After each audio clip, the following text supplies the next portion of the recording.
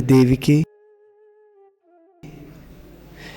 पवित्रतम पादमूल में विराजमान आप सभी प्यारी प्यारी भव्य आत्माओं, संसार का प्रत्येक प्राणी अपने जीवन में सुख की कांक्षा करता है। सभी चाहते हैं हमारे परिवार में शांति का माहौल बना रहे, हमारे घर में सभी प्रकार के सुख उपलब्ध हो जाएं, हमारे जीवन में आनंद रहे, हमारे समाज में उल्लास रहे।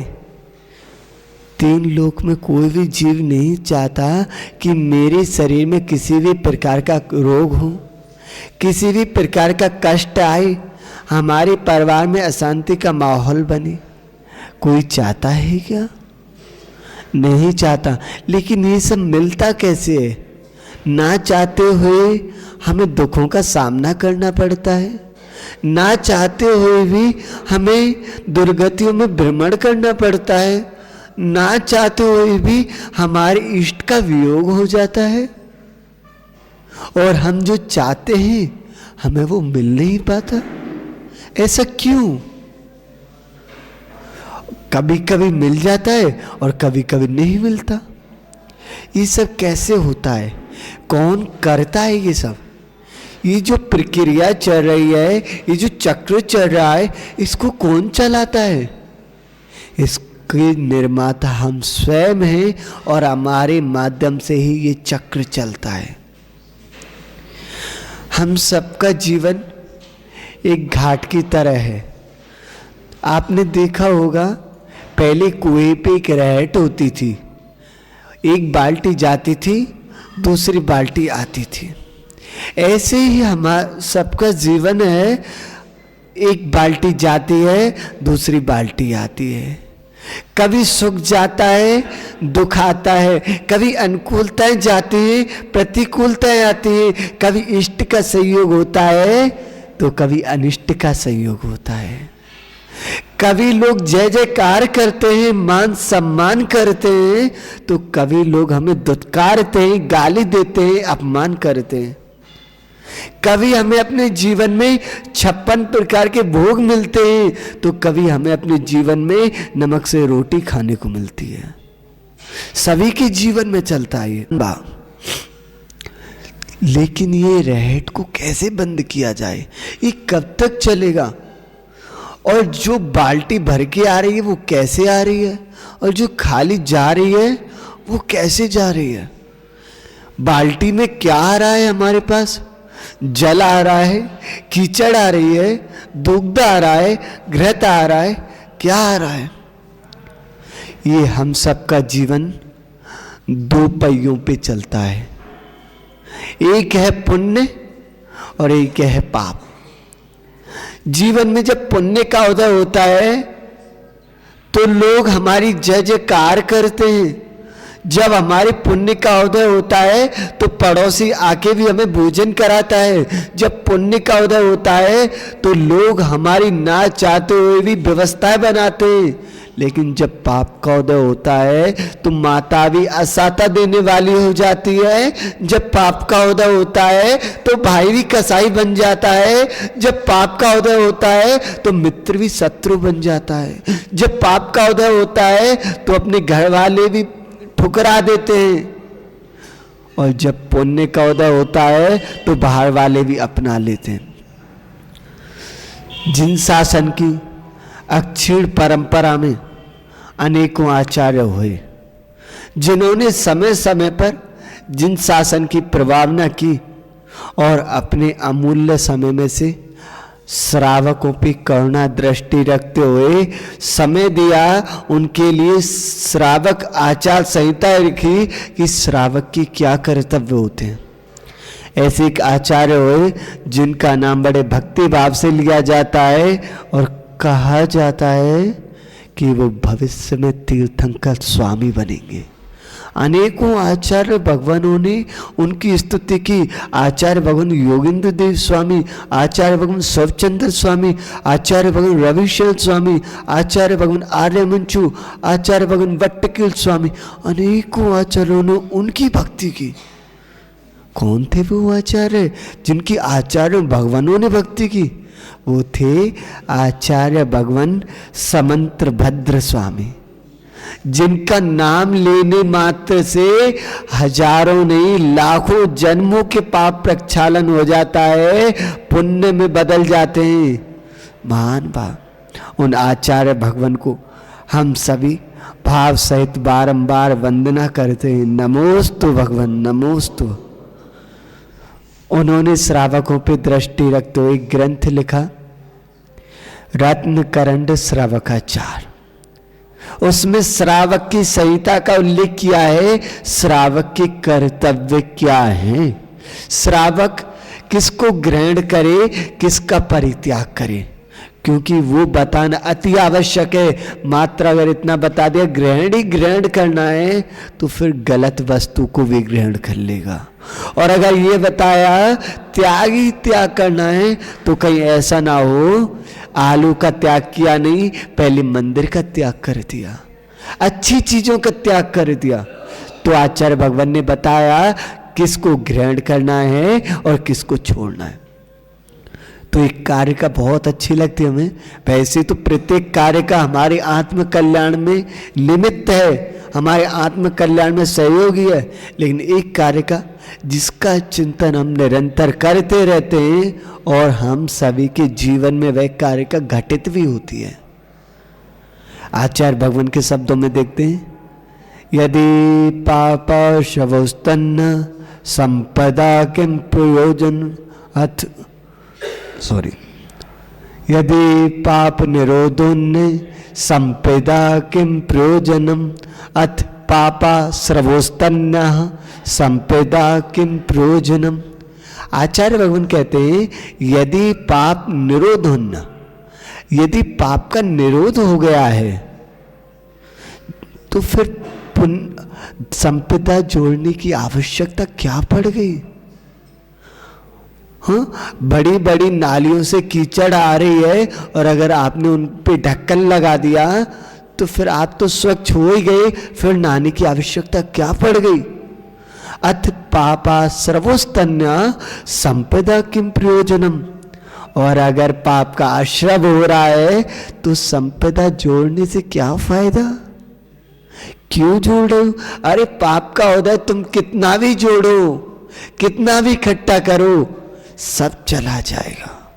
और अगर पुण्य का उदय है, तुम्हारी जेब में एक पैसा नहीं, तुम विदेश में भी चले जाओ, जंगल में भी चले जाओ, वहां मंगल हो जाएगा, वहां के लोग आके आपकी सेवा करेंगे। आपने फुटबॉल का मैच देखा है? फुटबॉल का मैच क्या होता है? उसमें दो टीम्स होती हैं, 10 लोग इधर होते हैं, 10 प्लेयर्स इधर होते हैं और दोनों तरफ से उस बॉल में किक मारी जाती है, ऐसा ही होता है ना। और एक मैच होता है वॉलीबॉल का, उसमें भी 10 प्लेयर्स इधर होते हैं, 10 प्लेयर्स इधर होते हैं, उसमें भी फेंकते हैं बॉल को। लेकिन फर्क क्या है? फुटबॉल में जैसे वो बॉल उठने लगती है उसमें किक मार दी जाती है, लेकिन वॉलीबॉल में जैसे वो बॉल गिरने लगती है उसे संभाल लिया जाता है। ऐसे तो हमारे जीवन में पुण्य पाप है। जब पाप का उदय होता है पंकज भाई, तो अपने भी किक मारते हैं, पड़ोसी भी किक मारते हैं, अपना बेटा भी ठोकर मारता है, पड़ोसी भी गाली देते हैं, अपने गांव के लोग भी निंदा करते हैं। तुम विदेश में चले जाना, वहां पे भी लोग आपको दुत्कारेंगे, मारेंगे, पीटेंगे, लूटेंगे। लेकिन जब पुण्य का उदय होता है तो अपने भी तारीफ करते हैं, पड़ोसी भी आते हैं, रिश्तेदार भी आते हैं, सब कहते हैं अरे क्या हो गया बेटे को, अरे ठीक तो था, कोई बात नहीं, हम डॉक्टर को बुला देते हैं। अभी हमारी अंगुली में चोट लग जाए तो जितने भी बैठे जिनेंद्र भाई तुरंत डॉक्टर बन जाओगे आप कहोगे गीली पट्टी बांध लो, शुभम कहेगा महाराज जी हल्दी लगा लो, हाँ, हर्षा कहेगी महाराज जी बीटाडीन लगा लो, सब डॉक्टर बन जाएंगे। मुन्नी भाई आएंगे कहेंगे महाराज जी गीली पट्टी बांध लो। हाँ, क्यों? क्योंकि हमारे पुण्य का उदय है, इसलिए आप आ रहे हो। और अगर हमारे पाप का उदय आ जाए, अंतराय हो गए 4 और बैठे, और लोग क्या करें, अरे महाराज है उनका तो चलता रहता है, हम पे एहसान थोड़ी कर रहे हैं। आप नहीं कह रहे ये शब्द, हमारा पाप का उदय कहलवा रहा है, निमित्त तो कोई भी बन सकता है। महान भाव, जो हम कर रहे हैं हमें हमारे द्वारा किया हुआ कर्मों का फल ही मिल रहा है, चाहे वह पाप है चाहे पुण्य। कुछ धर्मात्मा लोग भटक जाते हैं, कहते महाराज जी हम तो प्रतिदिन मंदिर जाते हैं, पूजन करते हैं, अभिषेक करते हैं, साधुओं का ब्याह कराते हैं, आदान देते हैं, फिर भी देखो सारी दुनिया की बीमारी हमारे घर में आ गई, सारी मुसीबत हमारी जीवन में आ गई। अरे भैया दुनिया की कभी नहीं आई, आप सामने पाठ में पढ़ते हो ना, दूसरे का फल हमें ही मिल जाएगा, तो फिर कर्म सत्ता का क्या महत्व रहा। हम सबका जीवन एक पाइप की तरह होता है, जैसे एक पाइप है उसमें नीचे नल लगा हुआ है, ऊपर से आपने जो भी भरा वो निकल रहा है। और अगर आपने सबसे पहले उसमें कीचड़ भरी, उसके बाद आपने दूध भरा और अब जल भर रहे हो, एकदम स्वच्छ जल, तो पहले निकलेगा क्या? क्यों? अरे आप तो जल भर रहे हो, सब लोग देख रहे हैं, आप इतना धर्म कर रहे हो, आप पूजा कर रहे हो, दान दे रहे हो, अभिषेक कर रहे हो, मंदिर बनवा रहे हो, संत भवन बनवा रहे हो, विधान कर रहे हो, फिर भी कीचड़ निकलेगा। ये तो गलत है ना? गलत है या सही है? सही है। क्यों? आपने भरा था तो आपको ही तो मिलेगा, चाहे आज भरो चाहे कल भरो, जैसा भी भरोगे वैसा ही मिलेगा। गुरुदेव बताते अपनी करनी का फल आज नहीं तो कल मिलेगा जरूर, चाहे वो करनी हमारी है चाहे वो करनी आपकी है, चाहे आप दिखा दिखा के पाप कर रहे हो या छुपा छुपा के पाप कर रहे हो, या हमें दिखा दिखा के धर्म कर रहे हैं या छुपा छुपा के पाप कर रहे हैं, जो भी कर रहे हैं उसका फल तो हमको ही मिलना है। ना हमारी बेटी भोगेगी, ना बेटा भोगेगा, ना रिश्तेदार, ना अड़ोसी, ना पड़ोसी। जीवन में ध्यान रखना, जिसके पास पुण्य होता है उसके पास सब कुछ होता है। आप लोग कमाने जाते हो जिनेंद्र भाई, कमाने जाते हो, सुबह के जाते हो, शाम को आते हो, दोनों हाथों से कमाते हो, जब जाके एक सब्जी से रोटी खाते हो। हाँ? कभी एक सब्जी से खा लेते हो, कभी नमक से, कभी चटनी से, ज्यादा हुआ तो 2 सब्जी से खा लोगे। लेकिन हम लोग कमाने नहीं जाते, फिर भी दोनों हाथों से अच्छे अच्छे पकवान खाते। आप दिन भर कमाते हो, जब एक हाथ से खाते हो, हम कमाने नहीं जाते फिर भी दोनों हाथों से खाते। हम मना करते हैं, आप लोग जिद कर करके खिलाते हो, और आप कहते हो कि कुछ और बना दो, शांति से बैठो, ये बना दिया काफी है, ये खा लो। तो कौन दे रहा है खाने को? मेहनत दे रही है या भगवान दे रहे? ना मेहनत दे रही ना भगवान दे रहे, दे रहा है भगवान के प्रति हमने जो भक्ति की, उनके गुणों में अनुराग किया, उससे पुण्य का बंध हुआ, वो दे रहे। ये बताओ पार्श्वनाथ स्वामी पुण्य आत्मा थे या पाप आत्मा थे? उन्होंने धर्म किया नहीं किया? अच्छे थे ना, धर्म करते थे, लेकिन फिर उन पे ओले सोले क्यों पड़ गए? वो तो धर्मात्मा थे, तीर्थंकर भगवान थे, वो तो उन पे ओले सोले पड़ गए। ये तो गलत हुआ ना। एक सामान्य सा वेंतर देव जिसकी क्या औकात, वो तीर्थंकर भगवान पर उपसर्ग कर दे, लेकिन उन पे उपसर्ग कर रहा है 7 दिन तक, ओले सोले पानी सब कुछ बरसाता रहा। क्यों? उनके मन में धर्म नहीं था क्या? विचार करना, उनके अंदर में धर्म तो था, लेकिन उस समय उनके पुण्य का उदय नहीं था। क्योंकि पुण्य प्रकृति का जब उदय होगा तभी अनुकूलताएं आती। और तीर्थंकर प्रकृति का भी उदय कौन से गुण स्थान में आता पता है? 13वें गुण स्थान। वो पुण्य प्रकृति है, उससे पहले तीर्थंकर प्रकृति का उदय नहीं आता, और जब उसका उदय आता है तो सब कुछ तुम्हारे पास होता है। क्या वैभव होता है तीर्थंकर स्वामी का, समूह शरण होता है, 9 निधि ऐसे पड़ी होती है द्वारों पे 108 108 कि जैसे सामान्य चीज पड़ी हो। महान बात। आप लोग कहते हैं पैसा है सब कुछ है, लेकिन हम कह रहे हैं जिन साहब, जब तक आपके पास पुण्य है तब तक आपकी बेटी आपसे कहेगी हाउ आर यू मम्मी, कैसे हो आप। लेकिन जिस दिन पुण्य खत्म हो गया, पाप का उदय आ गया, उसी दिन आपका बेटा कहेगा, बेटी कहेगी हु आर यू, कौन हो आप। मैं नहीं जानता आपको, अनुभव लिया है अपनों से, जिनको मानते थे अपना अनुभव लिया है। जब पाप का उदय था वही लोग कहते थे कौन हो आप, हम नहीं जानते, उधर बैठो। हम कहते भैया हम आपके रिश्तेदार हैं, पहचानो। अरे होंगे, उधर बैठो, यहां पे वीआईपी लोग बैठे। लेकिन आज पुण्य का उदय आया, जो लोग चरणों की धूल समझते थे वही हमारे चरणों की धूल को अपने मस्तक पर लगाने के लिए आतुर हैं। किससे किससे। आज पुण्य का उदय, कल पाप का उदय था, और आज पुण्य के उदय में इतर आ गए तो कल भी पाप का उदय आ जाएगा। महान भाव। तो जीवन में पुण्य पाप का बहुत बड़ा महत्व होता है, बहुत बड़ा प्रभाव होता है। इन सब से जो परे चला जाता है वही परमात्मा बनता है। तो महाराज जी फिर पुण्य भी क्यों करना, फिर पाप का फल भोगना पड़ेगा? नहीं, लोग कहते हैं पुण्य और पाप दोनों बेड़ी है। पुण्य सोने की बेड़ी है और पाप लोहे की बेड़ी है।